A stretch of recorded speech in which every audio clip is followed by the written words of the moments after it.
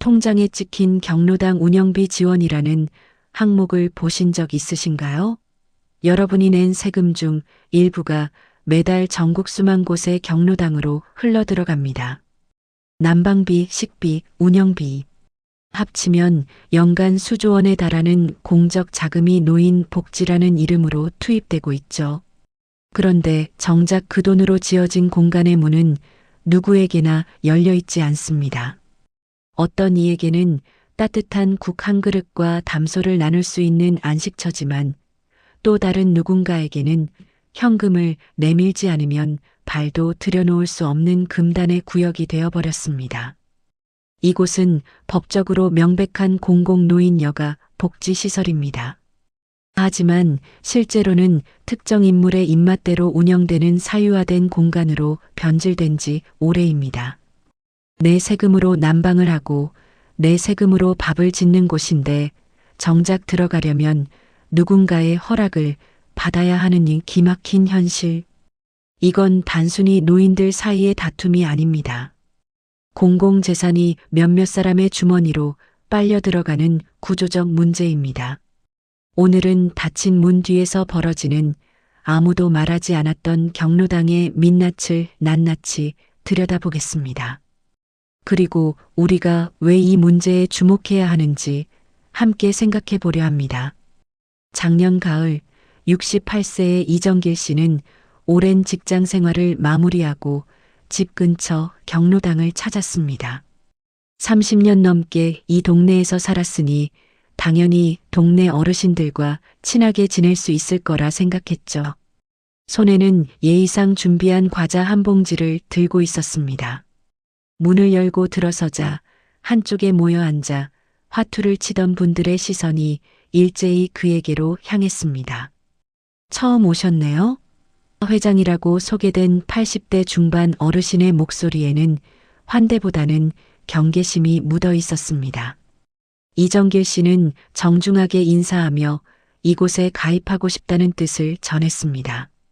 그러자 회장은 주변을 둘러보더니 낮은 목소리로 말했습니다. 여긴 아무나 오는 데가 아닙니다. 가입비로 먼저 25만 원 준비하시고요. 기존 회원들한테 인사 차원으로 떡 한 번 돌리셔야 해요. 순간 이정길 씨는 귀를 의심했습니다. 경로당은 누구나 자유롭게 이용할 수 있는 공공시설이라고 알고 있었거든요. 그게 무슨 규정입니까? 법에는 그런 게 없는데요. 그가 조심스럽게 반문하자 분위기가 싸늘하게 바뀌었습니다. 법은 법이고 우리는 우리 방식이 있어요. 마음에 안 들면 다른 데 가시든지. 회장의 말이 떨어지자 주변에서도 웅성거림이 시작됐습니다. 요즘 젊은 사람들은 예의도 없어 우리가 여기 몇 년째인데 같은 소리가 들려왔죠. 결국 이정길 씨는 들고 간 과자만 내려놓고 나올 수밖에 없었습니다. 첫 방문이 이렇게 씁쓸하게 끝날 줄은 꿈에도 몰랐습니다. 여러분, 혹시 이런 이야기들이 한두 곳에서만 벌어지는 특수한 사례라고 생각하시나요? 아닙니다. 서울부터 지방 중소도시까지 전국 곳곳에서 비슷한 일들이 반복되고 있습니다. 공공예산으로 난방하고 운영하는 시설이 마치 회원제 클럽처럼 굴러가고 있는 겁니다. 돈 없으면 들어오지 말라는 무언의 압박, 새로운 사람이 오면 자기 몫이 줄어든다는 계산, 이 모든 것이 폐쇄적인 구조를 만들어냅니다. 왜 이런 일이 벌어질까요? 여기에는 단순한 개인의 이기심을 넘어선 구조적 문제가 있습니다. 관리 감독이 형식적으로만 이루어지는 틈을 타서 일부 임원들은 경로당을 마치 자기 소유물처럼 운영합니다. 입회비는 회계장부 어디에도 기록되지 않은 채 사라지고 이의를 제기하는 사람은 분란을 조장하는 사람으로 낙인 찍혀 배척당하죠. 새로운 회원이 들어와야 조직이 활성화되고 지속 가능성이 생기는데 정작 기존 회원들은 자신들의 영역을 지키느라 문을 걸어 잠깁니다. 이게 바로 경로당이 하루에도 수십 곳씩 기능을 잃어가는 근본적인 이유입니다. 잠깐만 말씀 여쭤도 될까요? 이런 이야기가 필요하다고 느끼셨다면 구독 버튼을 눌러 함께 해주세요. 좋아요 한 번이 큰 힘이 됩니다. 그리고 댓글에 응원합니다라고 한 줄만 남겨주시면 다음 이야기를 준비하는데 든든한 지원군이 되어주실 겁니다. 이정길 씨는 한 달 뒤 같은 동네에 사는 지인의 권유로 다시 경로당을 찾았습니다. 이번에는 각오를 단단히 하고 갔죠. 하지만 그를 기다리고 있던 건 지난번보다 더 교묘한 냉대였습니다. 점심시간이 되어 빈 의자에 앉으려는 순간 누군가 날카롭게 말했습니다. 거긴 박 씨 자리예요. 지정석이 어디 있냐고 물으니 우리는 원래 그렇게 해왔다는 답변만 돌아왔습니다. 밥상을 받아들고 앉았지만 주변에서는 아무도 말을 걸지 않았습니다. 마치 투명인간이 된 것 같았죠. 식사 후 설거지를 하려고 일어서니 여기는 막내들이 하는 거예요 라며 70대 중반 어르신이 물러서라는 손짓을 했습니다. 60대 후반 70대 초반은 경로당에서 젊은 사람 취급을 받으며 온갖 자비를 도맡아야 한다는 겁니다. 화투판이 벌어졌지만 이정길 씨는 끼지 못했습니다. 판이 다 찼다는 이유였죠. 옆에서 구경만 하고 있으니 누군가 일부러 들으라는 듯 말했습니다. 요즘은 아무나 다 오려고 하니까 문제야. 예전에는 이런 일 없었는데. 보이지 않는 폭력은 점점 노골적으로 변했습니다. 말을 걸어도 못 들은 척, 물건을 달라고 해도 모른 척. 심지어 다른 사람들끼리만 간식을 돌리고 이정길 씨는 건너뛰는 일까지 벌어졌습니다. 견디다 못한 이정길 씨가 조심스럽게 물었습니다. 회비 사용 내역 같은 건 공개되지 않나요? 그 순간 공기가 얼어붙었습니다. 회장이 버럭 소리쳤죠. 믿지 못하겠으면 나가세요. 여기가 감사원입니까? 결국 이정길 씨는 그날로 발길을 끊었습니다. 쉼터를 찾아간 곳에서 정신적 학대를 당하고 나온 셈입니다. 100세 시대라고 합니다. 하지만 경로당 안에서는 70대가 막내 취급을 받습니다. 커피 타오기, 설거지, 청소, 심부름까지 쉬러 온 곳에서 오히려 더 고된 노동을 해야 하니 젊은 노인들은 차라리 공원 벤치나 도서관을 찾습니다. 점심시간이면 서열은 더 명확해집니다. 상석에 앉은 80대 이상 어르신들이 먼저 밥상을 받고 70대는 국을 퍼다 나르고 반찬을 채워야 합니다. 물떠와 김치더 가져와 같은 지시가 쏟아지죠. 조금이라도 불만스러운 표정을 지으면 버릇없다는 말과 함께 집단 따돌림이 시작됩니다. 현대 사회를 살아온 은퇴 세대에게 이런 수직적이고 권위적인 문화는 도저히 받아들일 수 없는 구시대 유물입니다. 결국 70대 노인들은 경로당을 떠나 패스트푸드점, 지하철역 대합실, 공원 같은 곳으로 흩어집니다. 따뜻한 난방과 무료 급식이 제공되는 경로당은 텅 비어가고 정작 복지 혜택을 받아야 할 사람들은 찬바람 부는 거리에서 시간을 때우는 모순이 발생합니다. 막대한 예산을 들여 지은 복지 인프라가 내부의 잘못된 문화 때문에 효율성을 잃고 있는 겁니다. 새로운 구성원이 유입되지 않는 조직은 자연스럽게 쇠퇴할 수밖에 없습니다. 지금의 경로당은 기존 회원들의 고령화와 사망으로 인해 서서히 소멸하고 있습니다. 젊은 노인들이 들어와 활력을 불어넣어야 할 공간이 고인 물처럼 썩어가며 그들만의 리그로 남은 현실 참으로 안타깝습니다. 더 큰 문제는 돈의 흐름입니다. 국가에서 지급하는 보조금이 어떻게 쓰이는지 아무도 정확히 모릅니다. 회계장부는 회장과 총무만 알고 일반 회원들은 열람조차 할 수 없는 경우가 대부분이죠. 난방비가 남으면 지자체에 반납해야 한다는 규정 때문에 한여름에도 창문을 열어놓고 보일러를 돌리는 어처구니 없는 일이 벌어집니다. 예산을 다 소진해야 다음 해에도 같은 금액을 받을 수 있다는 계산 때문이죠. 더 나아가 일부는 아는 업체와 짜고 허위 영수증을 끊어 현금을 챙긴다는 제보도 끊이지 않습니다. 이건 단순한 도덕적 해이를 넘어선 명백한 공금 유용입니다. 하지만 닫힌 문 뒤에서 은밀하게 이루어지기에 외부에서는 파악하기 어렵습니다. 쌀과 부식비 역시 마찬가지입니다. 정부 지원 쌀이 밤늦게 특정 임원의 집으로 옮겨지거나 회원들에게 돌아가야 할 간식비가 개인 경조사비로 둔갑해 사라집니다. 공적 목적으로 쓰여야 할 돈이 감시 사각지대에서 개인 주머니로 흘러들어가는 동안 힘없는 일반 회원들은 질 낮은 식사와 부족한 혜택을 참아야만 합니다.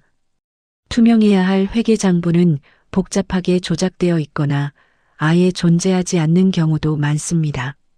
누구도 돈의 흐름을 정확히 알 수 없는 구조죠. 가끔 용기 내어 사용 내역 공개를 요구하는 회원이 나타나면 어떻게 될까요?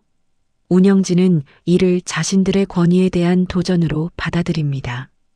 믿지 못하겠으면 나가라는 식으로 묵살하며 권력을 휘두릅니다.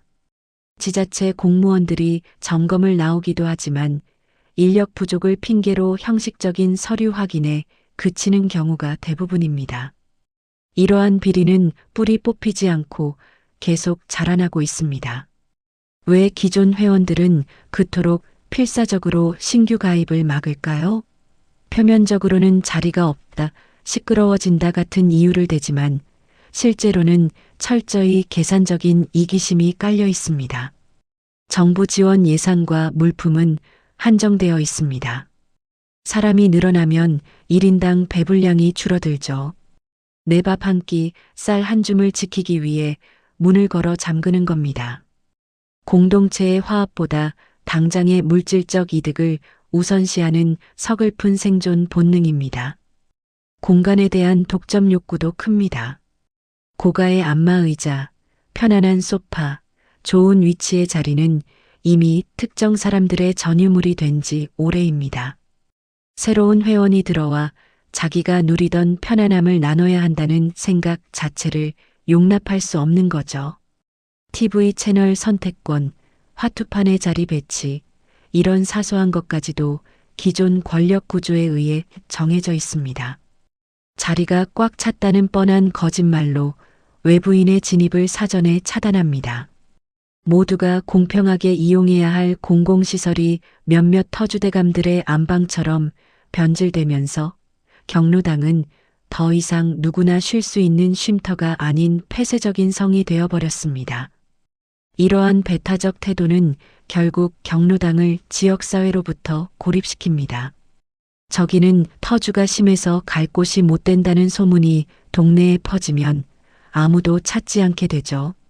존재 가치를 잃은 경로당은 세금만 축내는 애물단지로 전락합니다. 나눔과 배려가 사라진 공간에 남는 것은 차가운 정적과 고립뿐입니다. 눈앞의 밥그릇 싸움에 매몰된 그들은 이 사실을 미처 깨닫지 못하고 있습니다. 서류상으로는 분명히 운영되고 있어 매달 지원금이 나가지만 실제로는 사람의 온기를 찾을 수 없는 유령 경로당이 전국에 퍼져 있습니다. 지자체에 보고된 명부에는 20명이 넘는 이름이 빼곡하지만 막상 문을 열고 들어가 보면 회장과 총무를 포함한 서너 명의 측근들만 앉아 있습니다.